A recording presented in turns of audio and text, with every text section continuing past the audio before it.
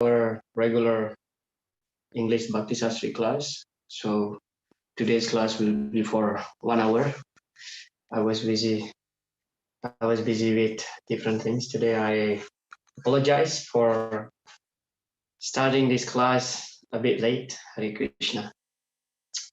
Om Jnana Timirandasya Jnananjana Salakaya Chakshur Unmilitam Jena Tasmai Sri Gurave Namaha Nama Om Vishnu Padaya Krishna Prashtaya Bhutale Srimate Bhakti Vedanta Swami Niti Namine Namaste Saraswati Devi Gauravani Pracharine Nirvisesha Shunyavadi Pashatya Desatarine Jai Sri Krishna Chaitanya Prabhu Nityananda Sri Advaita Garadhara Shivasadi Gaura Bhakta Vrinda Hare Krishna Krishna Krishna Hare Hare Hare Rama Rama Rama Hare Hare Mukam karoti vachalam pangungam hayate girim jat kripatamahang vande Sri Gurun Ninataranam Paramananda Madhavam Sri Chataneshwaram. Hare Krishna.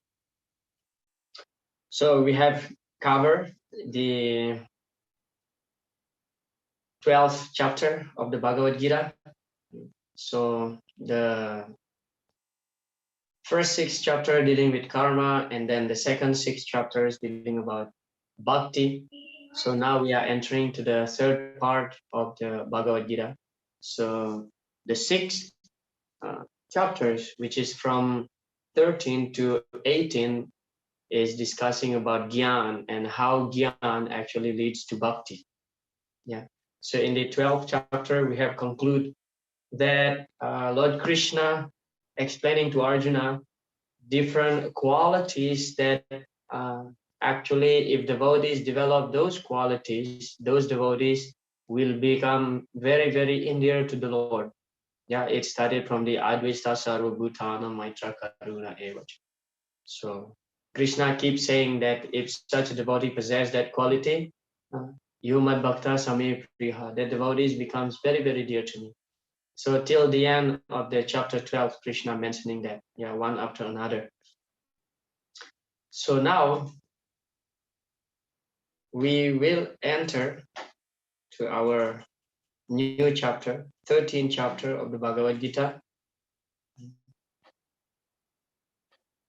So 13th chapter entitled Nature, Enjoyer, and Consciousness. Yeah. In the third 6 chapters, Krishna discusses how Gyan leads to Bhakti. So starting with the 13th chapter, how the living entity comes into contact with material nature and how he is delivered by the Supreme Lord through the different methods of productive activities, cultivation of knowledge, and devotional service are explained. Yeah, actually in chapter 4 also, Krishna have touched the topic that ultimately the performance of Yajna leads to cultivation of knowledge. Yeah. So now here Krishna will talk again about cultivation of knowledge and how Gyan actually helps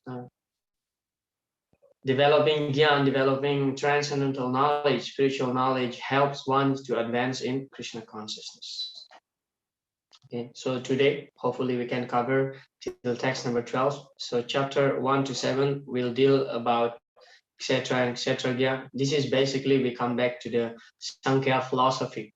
Yeah, Sankhya means to differentiate between matter and spirit. So to analytical study of Sankhya, what is that? Analytical study of spirit and matter. This is called Sankhya. So etc. means the body, and Satragya means the knower of the body, the knower of the field of activities, yeah, which is the eternal spirit soul. And then the process of knowledge from 8 to 12. So Krishna mentioning this from 8 to 12. These are the process of knowledge. There are 20 things mentioned by Krishna here. So in chapter 12, verse 7, Krishna has promised to redeem his devotees. To that end, he will now declare the knowledge needed to elevate his devotees from the material world. Arjuna asked Krishna to explain 6 topics. So Prakriti, Purusha, Kshetra, Kshetragya, Gyan, Gyeya. Krishna explains knowledge of the field of activities and the knower of the field. So this chapter started by Arjuna's question asking about 6 things.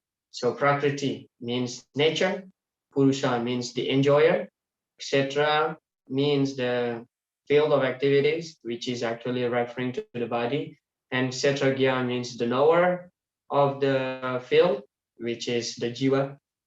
Gyan means knowledge, and Gyeya means object of knowledge. Okay, so those are 6 things asked by Arjuna. So text 1 and 2. Yeah. Arjuna said, "Oh my dear Krishna, I wish to know about Prakriti, nature, Purusha, the enjoyer, the field, and the knower of the field, and of knowledge and the object of knowledge." So immediately answered by Krishna here. The Supreme Personality of Godhead said, "This body, O son of Kunti, is called field, and one who knows this body is called the knower of the field." Okay. Arjuna was inquisitive about Prakriti, nature, Purusha, the enjoyer, etc., the field, etc., Gya, its knower, and knowledge and the object of knowledge. When he inquired about all this, Krishna said that this body is called the field, and that one who knows this body is called the knower of the field. This body is the field of activities for the conditioned soul. The conditioned soul is entrapped in material existence, and he attempts to lord it over material nature. Now, starting with the 13th chapter, how the living entity comes in contact with material nature and how he is delivered by the Supreme Lord through the different methods of fruitive activities, cultivation of knowledge, and discharge of devotional service are explained. Although the living entity is completely different from the material body, he somehow becomes related. This also explained. Yeah, yaya samohito jiva atmanam trigunatmakam. Actually, the paropimanutenartam tat kritam cha vipadete. So the jiva is paro, means his para means above, beyond the conception of this material body. But when he is bewildered due to the association with the 3 modes of material nature, yeah, samohito jiva atmanam trigunatmakam. So he thinks that he's the body, but actually he's not. So that is Sankhya. Sankhya means when one understands that one is not the body. Yeah. So that's the first level of knowledge actually, Sankhya philosophy. And here Krishna immediately answered that this body is known as the Kshetra, and then the Kshetragya, the knower of the soul, the knower of the body. So there are 2 Kshetragyas will be explained in the next verse, which is the soul and the super soul. Yeah. So Arjuna requests knowledge about Prakriti, Purusha, Kshetra, Kshetragya, Dhyanam, and Gyayam. So this verse is explaining about that, Arjuna's inquiry. So this verse, text number 3, we'll talk about 2 knower of the field. Yeah. Kshetra yam chapimam vidi, sarvak kshetre subharata, kshetra kshetra gyarganam yataj gyanam matam mama. O sons of Bharata, you should understand that I'm also the knower in all bodies. So not only the jiva is the knower, but the super soul also the knower. Yeah. And to understand this body and its knower is called knowledge. This is my opinion. So Yathaj Gyanam Matam Mama. So Matam Mama means my opinion. Krishna says my opinion. So what is knowledge? Knowledge means when one understands that one is not the body. So Srila Rupa Goswami nicely explained in the Bhakti Rasamrita Sindhu that a person commits sinful activities due to ignorance, and the root cause of ignorance is that when one identifies himself with the body. So this is called the upadi. Therefore, he gives solution. Sarvopadi vinirmukta tat paratvena nirmala. When a person engages in devotional service, so the first thing happens is that his upadi, his designation, material designation, is cut off, is finished. Srila Prabhupada explained the individual may be the knower of his own body, but he is not in knowledge of other bodies. The Supreme Personality of Godhead, who is present as the Super Soul in all bodies, knows everything about all bodies.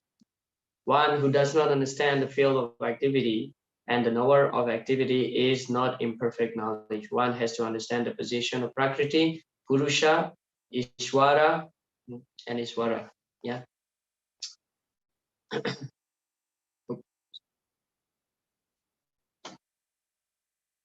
So this verse talking about the soul can only imperfectly know his own body. The super soul has complete and perfect knowledge of all bodies. Yeah. So this is a fact actually, that although we as the individual jiva, we are the knower of the body, but still our knowledge is limited.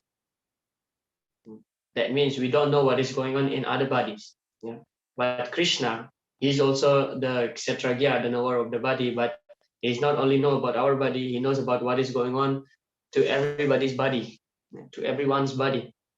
And even though we designate it to be the knower of this body, we still have a lot of imperfection about this body, a lot of imperfection in knowledge about this body. Yeah, for example, we don't really exactly know what is going on when we eat food, and after being transferred to the stomach, what is going on here, we don't really know. Yeah, theoretically we know because we study in the school, but exactly how it is done, we don't really know. And then we don't realize that suddenly our hair just becoming long, suddenly the nail becomes long. We are unconscious of many things in this body. So that is our imperfection about knowledge about this, our own body. Yeah, there's so many imperfections. But Krishna, he knows everything. Yeah. Not only about our body, about others' body also. Text 4. Now please hear my brief description of this field of activity and how it is constituted. What is its changes are, when it's produced, who that knower of the field of activities is, and what his influences are. So, but explain, one just has to understand this Bhagavad Gita directly from the description given by the Supreme Personality of Godhead, and all this will be clarified. But one should be careful not to consider the Supreme Personality of Godhead in everybody to be one with the individual soul, the jiva. This is something like equating the potent and the impotent. So basically, Prabhupada is explaining about be careful with Mayavadi philosophy. Yeah, we should not think that the jiva and the super soul, yeah, they are one, to be one. And text number 5, that knowledge of the field of activities and of the knower of activities is described by various sages in the various Vedic writings. It is especially presented in Vedanta Sutra with all reasoning as to cause and effect. Prabhupada explained, as stated in the Taittiriya Upanishad, Taittiriya, Taittiriya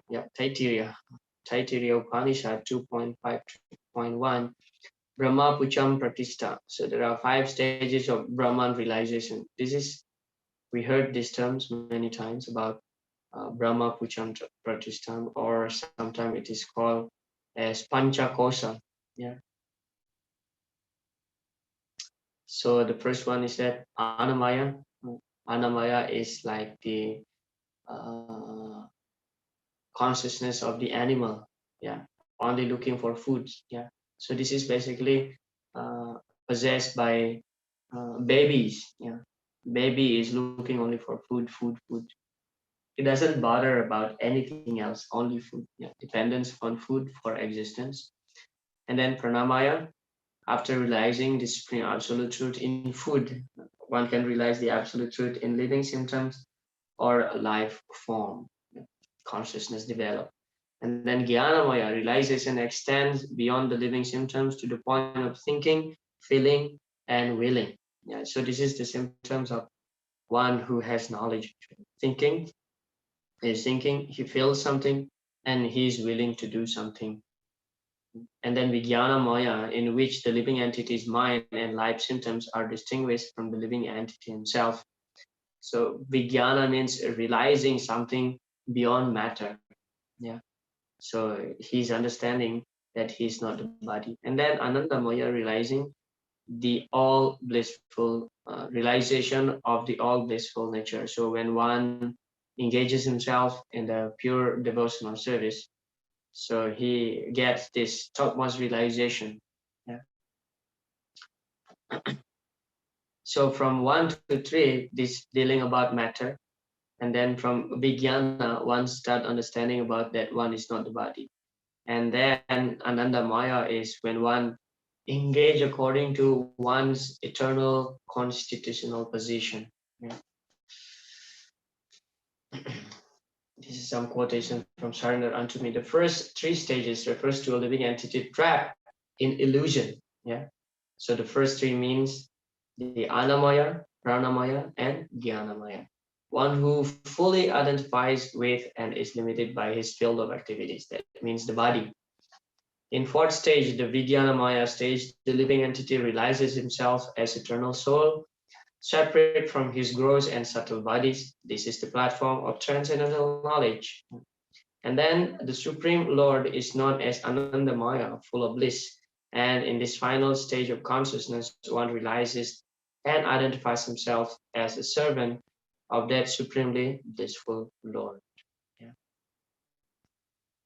Prabhupada's lecture here about that verse, text number 5. When our aim of life will be to understand our relationship with Vishnu, Nate Vidu, but we do not know it. Nate Vidu means we do not know. Yeah. Nate Vidu Swartagatim Vishnu. We are so much captivated by the external energy, Maya, that the whole program is how to forget Vishnu, the Supreme Personality of Godhead. But our real aim of life is to know our relationship with the Supreme Personality of Godhead, Vishnu. Nate vidu swartagatim hi Vishnum durasaya. They are trying to become happy within this material world. Yeah. And text 6 and 7, the 5 great elements: false ego, intelligence, the unmanifested, the 10 senses, and the mind, the 5 sense objects: desire, hatred, happiness, distress, the aggregate, the life symptoms, and conviction. All these are considered in summary to be the field of activities and its interactions. So there are 24 components of this world, yeah, of this body, of this world in general. So the Pancha Mahabhuta, so there are 5, Bhumir, Apo, Nalo, Vayu. And then 5 plus 3, yeah, as mentioned in chapter 7, Mana, Buddhi, and Ahankar. Yeah. 5 plus 3, 8. Yeah. Then there are 5 senses for acquiring knowledge. These are known as the Pancha Gyanendriya. And then there are Pancha Karmendriya, 5 working senses. So 5 plus 5, 10. So altogether now 5 plus 3 plus 10, there are 18. And then the mind. Mind, 1. And then there are 5 objects of senses. Yeah. Smell, taste, form, touch, and sounds. So plus 5. So that means altogether 24. Yeah. All here is mentioned. Then there are false ego, intelligence, and the unmanifested stage of the 3 modes of mental nature. Yeah. And after that, mind here separated. So altogether there are 24 elements of this world. Srila Prabhupada explained the body is the representation of all these factors, and there are changes of the body, which are 6 in numbers. So we know all the 6 changes of the body.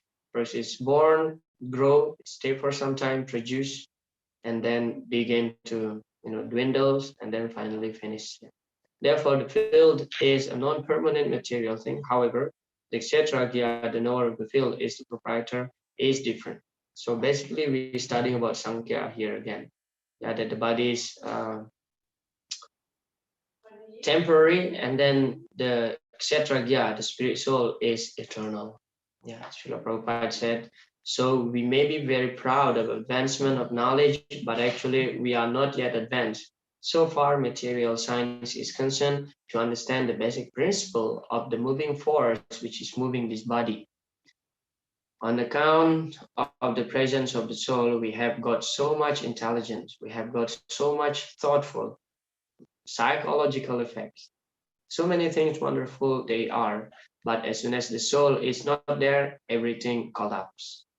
So all the so-called intelligence, power, ability, yeah, it's due to the presence of the soul. And as soon as the soul is gone, the etc. Gya is gone. So the etc. is just a lump of dead matter. Yeah. So that's the first part of our discussion. And then second part is that about the process of knowledge. So there are 20 processes of knowledge will be explained by Krishna from text number 8 to 12. Yeah, because Arjuna was asking also about Gyan, about knowledge. Yeah.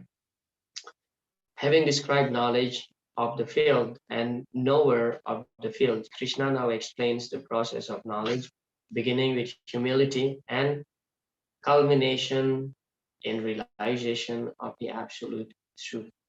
Mm. Yeah. Amanitam adaptitam. Humility. So this is 5 verses, yeah. 8, 9, 10, 11, 12. 5 verses combined together. Yeah. Humility, pridelessness, non-violence, tolerance, simplicity, approaching a bona fide spiritual master. Mm. Cleanliness, steadiness, self-control, renunciation of the objects of sense gratification, absence of false ego, perception of the evil of birth, death, old age, and disease. Yeah. Dukkha dosa anudarsanam. So dukkha dosa anudarsanam. Janmam mrityu jara vyadi dukkha dosa anudarsanam means when one can see actually the janma mrityu jara vyadi to be miserable, yeah, to be evil. Dukkha dosa anudarsanam. One see that fact, that is knowledge. Yeah. But when one see that okay, life is always good, life in the material world is always good, then he is still in illusion. And then detachment, freedom from entanglement with children, wife, home, and the rest. Even mindedness amidst pleasant and unpleasant events. Constant and unalloyed devotion to me, aspiring to live in a solitary place, detachment from the general mass of people, accepting the importance of self-realization, and philosophical search for the absolute truth. All these are declared to be knowledge, and besides this, whatever there may be is ignorance. So these are 20 items of knowledge mentioned by Krishna. So Prabhupada will give us explanation about each of these in his purport. So this is actually the means to get out of the entanglement of those elements. There are 24 elements we have discussed, and these are the means to get out of these 24 elements. The embodied soul is entrapped by the body, which is a casing made of the 24 elements, and the process of knowledge as described here is the means to get out of it. Of all the descriptions of the process of knowledge, the most important point is described in the first line of the 11th verse. Yeah. What is the first line in the 11th verse? Yeah, here it is. Unalloyed devotion to Krishna. That's first line of the 11th verse. Yeah, unalloyed devotion to Krishna. Mayi Chananya Yogina Bhaktir Avya Vicharini. The process of knowledge terminates in unalloyed devotional service to the Lord. So if one does not approach or is not able to approach the transcendental service of the Lord, then the other 19 items are of no particular value. So interesting here, the first item mentioned is that humility. Yeah, humility. So the process of getting knowledge, one should become humble in order to get knowledge. Yeah. How to approach a bona fide spiritual master is with submissive attitude, with humility. So without humility, one cannot really accept and realize knowledge that is received from bona fide spiritual master. One may get some information, but he will not realize that knowledge because there is no humility. So these are the 20 items of knowledge. The first thing mentioned is that humility. And then as Srila Prabhupada explained, that actually bhakti or unalloyed devotion, bhakti Avya Vicharini means pure devotion is actually the culmination of all knowledge. Without bhakti, so all other items, all 19 other items, is actually have no value. Yeah, just like bhakti is the soul of all these processes of knowledge. Yeah, just like the body. Yeah, one's body may be beautiful, maybe having a lot of so many talent, this and that, but if missing of the soul, then that body is useless. Nobody wants to get married to a dead body, right? Because the soul is absent.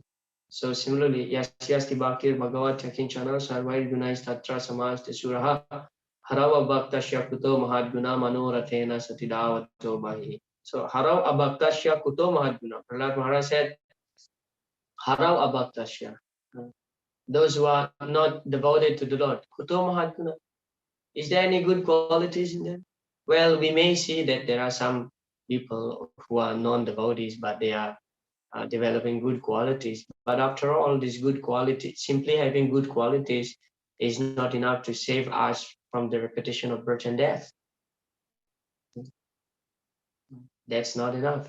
Therefore, without bhakti, of course, many times we hear many devotees giving example, just like there are so many zero, missing one in the front, then this zero remains zero.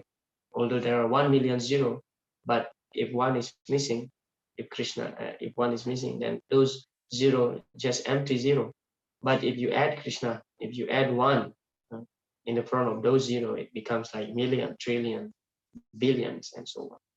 So similarly, simply having good qualities is not enough to save us from the cycle of the repetition of birth and death. So bhakti should be added. Bhakti should be added.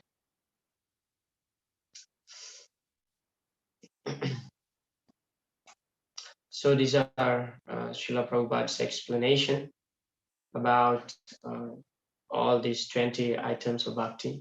First, start from humility. Humility means that one should not be anxious to have the satisfaction of being honored by others. Remain humble. Trinada Pisunicha. Of course, we chant this every day. And then, so unless one elevates people to spiritual knowledge, one is practicing violence. So violence, what violence means. One should try his best to dispute real knowledge to the people so that they may become enlightened and leave this material entanglement. That is non-violence. Non-violence is not simply means that we don't kill other living entities, but the real understanding, as Srila Prabhupada mentioned here, non-violence means we preach about Krishna consciousness. And then tolerance means that one should be practiced to bear insult and dishonor from others. Simplicity means that without diplomacy, one should be so straightforward that he can disclose the real truth even to an enemy. This is high level of straightforwardness, yeah, even to an enemy. Basically, simplicity means no duplicity, yeah, no hypocrisy. That's what Srila Prabhupada meant to say here. And then as for acceptance of the spiritual master, that is essential because without the instruction of a bona fide spiritual master, one cannot progress in a spiritual science. One should approach the spiritual master with all humility and offer him all services so that he will be pleased to bestow his blessings upon the disciples. Yeah. Adau Guru Ashraya, first to take shelter of the spiritual master. Tadvini pranipatena pariprashnena shevaya. So approach the spiritual master, inquire submissively, and perform service. Cleanliness is essential for making advancement in spiritual life. There are two kinds of cleanliness, external and internal. So we have to maintain both, yeah, external and internal cleanliness. Yeah, it is not that we simply chant Hare Krishna and we don't take baths, for example, or we don't clean our room. Yeah, should keep our room clean and tidy. And then steadiness means that one should be very determined to make progress in spiritual life. Without such determination, one cannot make tangible progress. Yeah, Utsahan. Utsahan is Jayadharya. And then self-control means that one should not accept anything which is detrimental to the path of spiritual sorry, to the path of spiritual progress. Because the principle is that anukulyasa sankalpa pratikulyasa varjana. We accept only whatever favorable and reject what is not favorable. So self-control means we reject whatever unnecessary in our life for advancement in Krishna consciousness. Yeah. That means we are controlling the senses to be engaged in any activities apart from devotional service. And then the senses are so strong that they are always anxious to have sense gratification. One should not cater to these demands, which are not necessary. The senses should only be gratified to keep the body fit, that one can discharge his duty in advancing in spiritual life. Regarding sense gratification, Srila Prabhupada explained in a lecture, he mentioned that just like we are cooking, just like we are cooking. So salt is very, very essential. If we put too much salt, you spoil the food. And if you put too less salt, also the food will not become tasty. So you should put exact amount of the salt. So similarly, Prabhupada explained, sense gratification is like that. Too much sense gratification is also not good for our advancement in Krishna consciousness. And without gratification of the senses also, one cannot be happy. So we can enjoy the senses as much as it's needed. Yeah, as much as it's needed. Like we require sleep, right? But we not oversleep. We require sleep. That's also enjoyment. We require food to eat. That's also enjoyment, right? We require some entertainment. That's also enjoyment. But those enjoyments should be related to Krishna consciousness. Yeah. And as far as eating and sleeping are concerned, that should be just for the maintenance of the body. And that's also enjoyment, right? Being healthy is also enjoyment. But we want to be healthy in order to be engaged in Krishna service. Yeah. Like salt. Yeah. Less salt, we cannot be happy. Too much salt also spoil the food. Yeah. Not happy. And then false ego means accepting this body as oneself. One should try to understand the distress of accepting birth, death, old age, and disease. There are descriptions in various Vedic literatures of birth. The Srimad Bhagavatam, the world of the unborn, the child stay in the womb of the mother, its suffering, etc. All are very graphically described. It should be thoroughly understood that birth is distressful because we forget how much distress we have suffered within the womb of the mother. We do not make any solution to the repetition of birth and death. So birth itself is painful. Yeah. Sometimes the baby dies, sometimes the mother dies. And before taking birth also, we are in the womb of our mother for 9 months. Yeah. So if we see that birth is actually suffering, in fact, all other suffering starts when we take birth in the material world. If we don't stay here in the material world, there is no problem. There is no miseries in life. As for detachment from children, wife, and home, it is not meant that one should have no feeling for this. They are natural objects of affection, but when they are not favorable to spiritual progress, then one should not be attached to them. The best process for making the home pleasant is Krishna consciousness. So detachment from children and wife and home doesn't mean that immediately we are rejecting our children while at home, but try our best to engage our children, wives, and utilize our home to become Krishna's center. Yeah.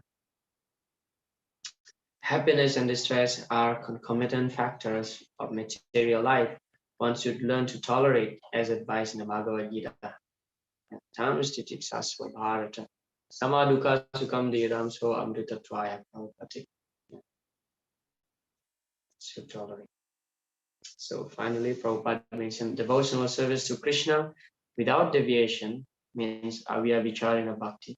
Without deviation means engaging oneself in the 9 processes of devotional service, chanting, hearing, worshipping, offering respect, etc., as described in the last verse of the 9th chapter.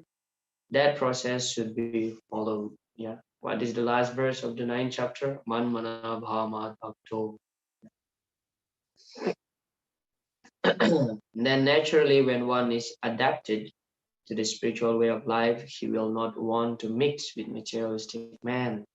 That would go against his grain. One may test himself by seeing how far he is inclined to live in a solitary place without unwanted association. So being alone here doesn't mean that we go to the forest, going to the cave and meditate alone. No, being alone means we are um, avoiding the association of the non-devotees, unwanted association. Asat Sangha Tyaga E Vaishnava Char. So this is the teaching of the Vaishnava, means to give up uh, the Asat Sangha, the worldly minded people's association. Jana Sangascha, Lolyamcha. As far as self-realization is concerned, it is clearly stated here that Bhakti Yoga is especially practiced. And then beginning from practicing humility up to the point of realization of the Supreme Truth, the absolute personality of Godhead, this process is just like a staircase beginning from the ground floor and going to the top floor. Now on this staircase, there are so many people who have reached the first floor, the second or the third floor, etc. But unless one reaches the top floor, which is the understanding of Krishna, he is at the lower stage of knowledge. So like the Mayavadis, they know that they are not the body. Yeah, Aham Brahmasmi. They have this understanding. And that means what? They know about Sankhya philosophy.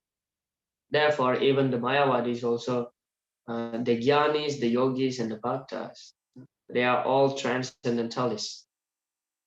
So the Mayavadi also consider as transcendentalists because they know that there is something higher beyond matter, something higher beyond matter. I'm not the body, yeah, I'm spirit soul. But their understanding is that just half. Yeah. So their realization culminates on that ultimately we will merge into Brahman. Yeah. But the devotees, Sankhya philosophy, as explained by Kapila Dev, yeah, the son of Devahuti, that's actually culminates, that Sankhya culminates in devotional service. Because after understanding that one is not the body, then what next? One is the spirit soul. And then what next? So where we comes from? When we come from Krishna. And we have to understand our Sambandha Tattva Gyan. So after understanding about Atma Tattva Gyan, so one will inquire further to Sambandha Tattva Gyan, his relationship with the Supreme Lord. Yeah. So unless one reaches that stage of understanding, so as Srila Prabhupada mentioned here, that his knowledge is still on the lower stage. Yeah.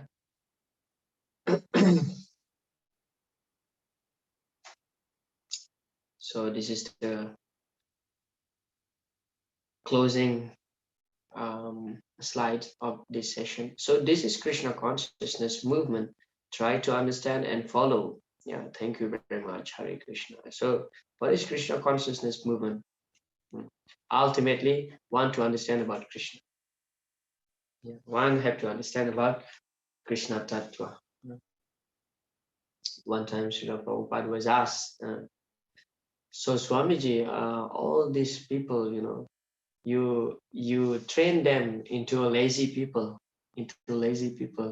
They don't go for work. They just chant this Hare Krishna Maha Mantra and dance like a madman. So Srila Prabhupada said, who said that they are lazy? And Srila Prabhupada explained about our daily routine, daily program, starting from 4 o'clock. These young boys and young girls, they waking up and then take bath with cold water and then attending Mangalarati at 4:30 and so on. And Bhagavatam in the morning, and in between during the day, they go out to distribute our books. And then after that, they come back again. They have evening program, kirtan, and then Bhagavad Gita class. So like that, Prabhupada was explaining. So that's the process, the process of knowledge.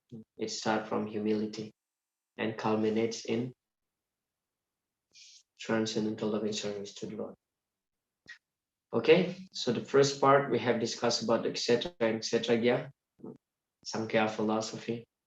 And second part we talk about processes of knowledge. All right, were there any questions or comments? If there's no question and comments, I would like to stop here because I have my next class. Thank you so much. Hare Krishna. Hare Krishna, Prabhu.